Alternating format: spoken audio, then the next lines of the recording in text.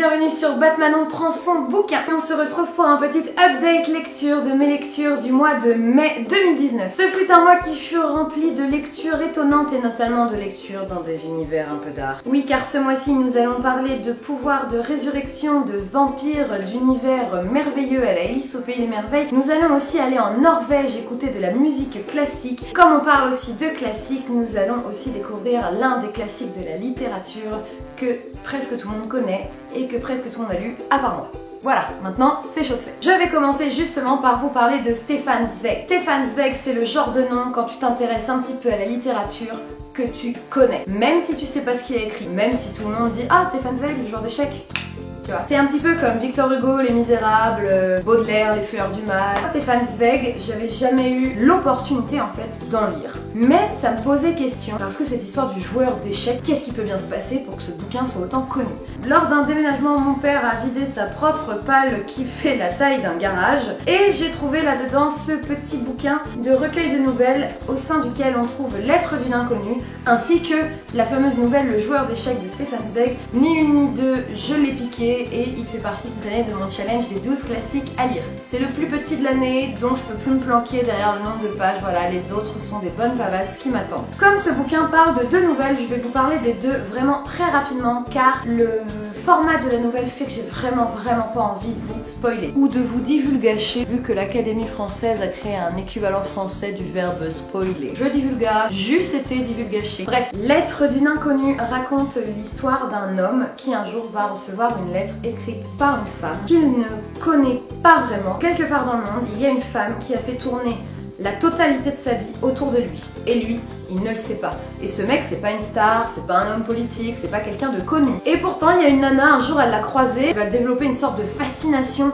que moi, je trouve hyper flippante envers ce gars. Je vous en dis pas plus, ça fait à peine 80 pages, mais c'était bourré d'émotions. Et mon Dieu, mais qu'est-ce que c'est bien écrit. On a vraiment des sentiments qui ne cessent d'être changeants envers cette fameuse inconnue. Et surtout la beauté de la plume, j'ai passé mon temps à corner des pages pour noter des petites citations. Donc déjà au niveau de la plume, Stefan Zweig, c'est bon. Le joueur d'échecs, lui, raconte l'histoire d'un jeune homme qui ne réussit pas grand chose dans sa vie et qui vient d'un petit patelin dont tout le monde se fiche, mais qui du jour au lendemain, je ne sais plus trop dans quelles circonstances, va se découvrir un talent incroyable pour les échecs. Il va être repéré par le club d'échecs de son village, puis par le club d'échecs de la ville d'à côté, puis par le club d'échecs du pays, jusqu'à être un joueur d'échecs internationalement renommé. Et nous sommes sur un paquebot où justement en face de lui se trouve l'un de ses fans, quelqu'un qui est passionné d'échecs et qui rêverait donc de jouer contre lui. Sauf que pour pouvoir jouer une partie avec lui, évidemment monsieur ne le fait pas gratuit, il faut débourser une somme d'argent que notre narrateur n'a pas. Il va donc motiver plusieurs gentilshommes amateurs d'échecs sur le bateau pour qu'ils se mettent ensemble et qu'ils décident d'affronter ce génie des échecs. Je ne vous en dirai pas plus, mais le dénouement de cette nouvelle m'a vraiment surprise et je comprends maintenant pourquoi elle est aussi connue. C'était vraiment une super lecture et je me rappelle, je l'ai lu, j'étais tellement dans ma lecture, donc je lisais en marchant. Oui, je fais partie de ces psychopathes qui lisent en marchant. C'est moi! Et j'étais tellement dans ma lecture que j'ai dépassé l'appartement de ma copine Sandrine de 200 numéros et que je suis allée au bout du boulevard jusqu'à me dire à un moment donné: mais merde, c'est vachement loin quand même. J'aime beaucoup le format de la nouvelle, j'en lis pas assez et Stefan Zweig, je sais qu'il en a écrit vraiment pas mal, donc ça m'a vraiment donné envie de mieux le connaître, de lire autre chose que ses recueils de nouvelles, mais surtout d'aller jeter un œil dans son œuvre. Et voilà, qui sait, peut-être qu'il va rentrer lui aussi au panthéon de mes auteurs qui pour l'instant n'est pas non plus énormément rempli. Par contre, ceux qui y sont, ils y restent. On passe à un tout autre registre car maintenant nous allons lire un livre jeunesse. Et oui, comme beaucoup de monde sur Booktube, j'ai lu ce mois-ci Nevermore de Jessica Townsend, les défis de Morrigan Crow, donc qui est le premier tome. Je suis pas très jeunesse, même si je lis du young adulte, et pourtant les défis de Morrigan Crow de Nevermore, j'y suis vraiment allée parce que le pitch, je l'ai trouvé chouette en fait. Morrigan Crow est née le jour du merveillon, ce qui signifie deux choses. 1. Elle est maudite. 2. Elle est condamnée à mourir à minuit le jour de ses 11 ans. Son cercueil l'attend. J'ai un avis un peu mitigé, mais cet avis est mitigé dû à mon âge. Ça fait quand même un paquet d'années que je ne fais plus partie des cibles des auteurs jeunesse. C'est ce qui va faire cet avis mitigé où clairement la trame, moi, ne m'a pas fait palpiter de suspense. Néanmoins, j'essaye de me rappeler de la petite Manon que j'étais à 9-10 ans et je sais que j'aurais craqué pour cet univers. Nevermore, il y a un petit côté Harry Potteresque dans les aventures de Morgane qui va rejoindre une sorte d'école et passer des épreuves pour être sûre d'être admise au sein de cette école de privilégiés. L'autre chose qui fait que j'ai été conquise, c'est qu'en plus qu'être un petit clin d'œil à Harry Potter, cette histoire m'a beaucoup fait penser au pays des merveilles de Lewis Carroll dans lequel Alice vit de nombreuses aventures. Et aussi dû au fait que c'est totalement tiré par les cheveux. Mais quand je vous dis tiré par les cheveux, c'est vraiment que des fois ça n'a ni queue ni tête, rien n'a de sens et pourtant on n'a qu'une envie, c'est de suivre la suite des aventures de Morrigan. J'ai ensuite lu Vicious de V.E. Schwab. J'avais de très hautes attentes pour ce premier tome de cette nouvelle saga. Résultat des courses, je suis tombée de très haut. Oh, je culpabilise de dire ça. Mais il faut bien le dire, ça ne l'a pas du tout fait entre moi et le premier tome de la saga Evil. Pourquoi? L'idée n'est pas mauvaise, mais je n'ai pas du tout accroché avec les personnages. Vicious raconte l'histoire d'Ellie et Victor qui autrefois étaient deux copains de fac, même s'ils ont toujours été un petit peu en compétition. Et ils vont s'intéresser au cas des IO.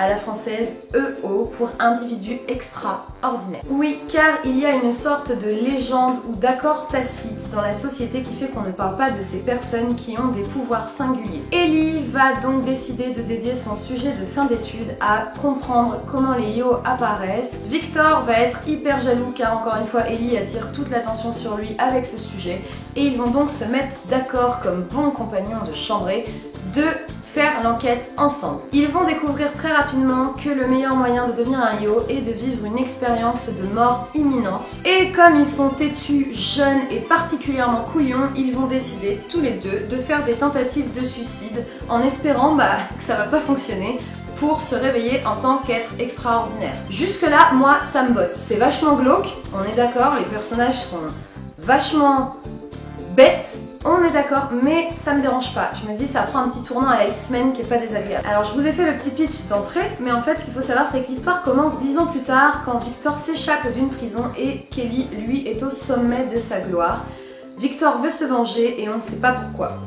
Donc c'est ça, en fait, qui va tenir en haleine tout du long, c'est mec, qu'est-ce qu'il a fait?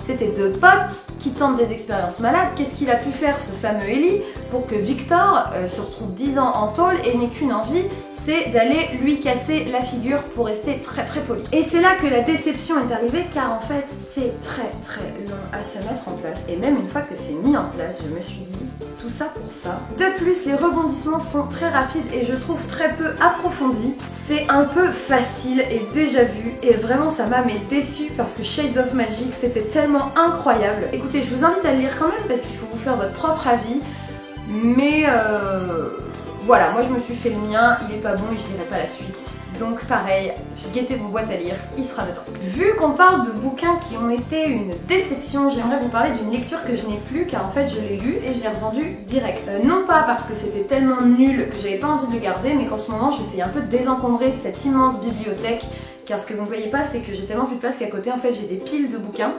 et que ça m'agace, sachant que je garde des livres que je n'aime pas et que je sais que je ne relirai jamais. Voilà, c'est important d'avoir de la diversité dans sa bibliothèque, mais à un moment donné, mon bonheur et mon espace vital a besoin que je me sépare de certains livres. Ce bouquin, c'est un livre très connu vu qu'il s'appelle La Chambre des Merveilles. La Chambre des Merveilles, vous avez dû le voir car il était en tête de gondole de tous les magasins relais de toutes les gares de France l'an dernier. La Chambre des Merveilles, c'est un peu une histoire tire-larme. Un bouquin tire-larme pour moi, c'est déjà où quand tu vois le pitch, tu te dis je vais chialer un bon. Voilà, un petit garçon de 12 ans va vouloir dire quelque chose d'hyper important à sa maman. Sa maman, évidemment, comme nous tous, est prise dans le quotidien et n'accorde pas forcément d'attention à son gamin ce matin-là, et patatras, va y avoir un accident hyper grave et son petit garçon va être entre la vie et la mort. Du coup, la maman totalement désemparée va découvrir en fouillant clairement dans la chambre de son fils un carnet des merveilles dans lequel son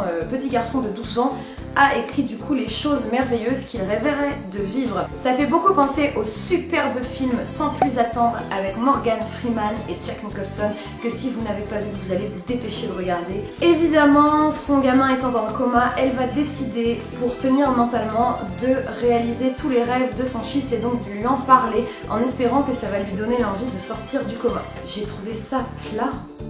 Mais justement, moi je l'ai lu parce que j'avais envie d'une bonne chialade quoi. J'avais envie de pleurer toutes les larmes de mon corps jusqu'au bout en me disant mais cette pauvre maman, mais... Voilà, c'est pour ça qu'on achète ce genre de bouquin, c'est un petit côté un peu voyeuriste d'aller voir le malheur d'autrui et de se dire merde si j'étais à leur place qu'est-ce que je ressentirais et qu'est-ce que je ferais. Et bien même là, même avec un bouquin, avec un pitch autant prêt à faire pleurer dans les chaumières, bah moi j'ai pas pleuré. Et pourtant Dieu sait que je suis une madeleine. Je l'ai lu en 1 heure. Et en 1 heure, j'ai trouvé ça long. Tout est facile, tout va vite, les personnages ne sont pas développés. Donc désolée pour la Chambre des Merveilles, je sais que ça a été un succès de vente incroyable, mais moi, il est déjà reparti pour me permettre d'acquérir d'autres bouquins. On va arrêter un petit peu de critiquer et de se plaindre. J'ai envie de vous parler d'un bouquin que j'ai adoré. Il suffit de vous parler du second tome de la saga des 7 sœurs de Lucinda Riley, donc le tome Ali, alias la sœur de la tempête. Pour faire un petit rappel, la saga des 7 sœurs raconte l'histoire de 7 sœurs, donc de 7 frangines qui ont toutes été adoptées par un milliardaire un peu excentrique aux 4 coins du monde. Et lorsque leur père adoptif, donc leur papou, leur petit papa d'amour, décède, il va leur laisser en héritage des indices sur le lieu où elles sont nées et du coup sur leur histoire familiale et leurs racines. Dans le second tome, nous embarquons vers les fjords norvégiens pour suivre donc le passé d'Ali. Ali, c'est un personnage avec lequel j'ai beaucoup plus d'atomes crochus que Maya car elle est vraiment badass. Mais quand je dis badass, c'est pas la nana grande gueule, voilà le cliché de la nana badass qu'on a dans la littérature. C'est une petite nana toute petite qui pourtant est navigatrice, donc qui n'a clairement pas peur de se mouiller, il n'y a pas d'autre manière de le dire, qui à côté de ça est une flûtiste, elle fait de la flûte traversière et surtout c'est une voyageuse, elle est vraiment très intéressante et donc elle va découvrir que le passé de sa famille se trouve sur les terres norvégiennes. Je ne vous raconterai pas plus car vu la taille du bouquin il y a pas mal de rebondissements, mais ça suit exactement la même trame que Maya, c'est-à-dire qu'en plus de revenir donc sur les terres de ses parents voire de ses ancêtres, elle va voyager à travers toute la Norvège et en plus elle va voyager à travers les époques pour comprendre d'où elle vient. Le résultat de cette lecture est que je suis en train de regarder les billets d'avion pour me barrer découvrir la Norvège moi-même depuis que j'ai fermé le bouquin. Tellement j'ai été conquise par la culture du pays et aussi par toute l'histoire de la famille de Ali. Déjà, l'histoire de Maya, ça m'avait beaucoup plu, mais alors là j'étais encore plus dedans. Et du coup, je commence à me demander comment Lucinda Riley va faire, vu qu'il y a 7 sœurs, pour nous faire à chaque fois, je suppose que ça va suivre le même schéma narratif, donc une des sœurs qui va sur les lieux de sa naissance et qui remonte l'histoire de sa famille pour comprendre d'où elle vient. Donc j'espère que Lucinda Riley a assez d'idées dans ses poches et dans sa caboche pour faire que je sois encore surprise au bout du 7e bouquin. En tout cas pour le 2e tome, j'ai vraiment été très attachée au personnage d'Ali, au pays à travers lequel elle va se promener et à son histoire personnelle et son caractère. Donc la saga des 7 sœurs que j'avais trouvée pas mal devient vraiment une bonne saga. J'ai terminé mon mois de mai avec un livre qui aura été pour moi pour l'instant la bonne surprise de 2019 dans le sens où cette autrice a écrit une des sagas que je préfère au monde et je ne savais pas qu'elle allait sortir une sorte de petite suite. Il s'agit de Deborah Harkness, donc qui est l'autrice de la saga Le Livre Perdu des Sortilèges, qui nous a sorti une petite suite cette année qui est La Force du Temps. Il faut savoir que je suis très loin d'être une adepte des sagas qui parlent essentiellement des vampires.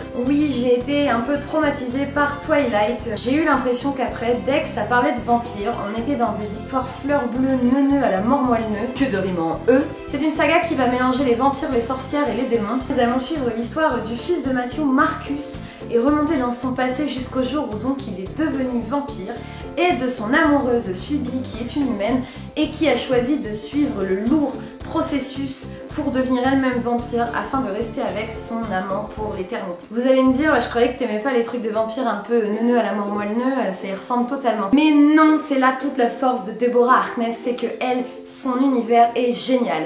Les vampires sont glauques, mais genre vraiment glauque. Le côté attachement du vampire, là il n'y a pas seulement le côté fidélité de l'amour, non, ça montre aussi tous les mauvais côtés de cet attachement qui fait qu'ils ne peuvent plus se séparer de la personne dont ils tombent amoureux. Nous voyageons beaucoup à travers les époques et pour une fan d'histoire avec un grand H comme moi, c'est vraiment une ressource les bouquins de Deborah Harkness tellement c'est passionnant. Ici nous revenons au temps de la Révolution américaine et de la Révolution française. Donc comment vous dire que c'est assez étonnant voire hyper marrant quand le personnage principal se retrouve à boire un coup avec Marat et à parler du soulèvement de Danton, des Cordeliers, à parler du général Lafayette. Bref, ça vous fait un petit rappel de votre programme de 4e. C'est toujours aussi bien écrit, on retrouve en plus les personnages de Matthew et Diana pour notre plus grand plaisir et on suit la suite donc de leur vie. Cependant, on sent que ce petit bouquin a été écrit juste pour nous faire prolonger le plaisir car la trame de l'histoire est assez simple. Il n'y a pas de méga suspense au point qu'à bout d'un certain nombre de pages, je me disais mais mince, on arrive bientôt à la fin, ça n'a pas encore vraiment démarré. Donc à mon avis ça va pas juste être un bouquin comme ça va être une saga. En fait on aime tellement les personnages qu'on a juste envie d'en avoir plus. Donc je reste un petit peu sur ma faim parce que j'aime tellement cette saga que là d'avoir seulement 449 pages, c'était pas assez. Donc Deborah Harkness, si un jour tu tombes sur cette vidéo et que tu lui parles le français, je t'invite à écrire une suite, je ne serai pas la seule heureuse que tu feras. C'est tout pour les lectures du mois de mai, comme vous voyez, il y a eu un petit peu de tout. N'hésitez comme d'habitude pas à partager cette vidéo et à commenter. Je vous souhaite un merveilleux mois de juin et de début d'été avec de superbes jolies lectures. À bientôt, ciao!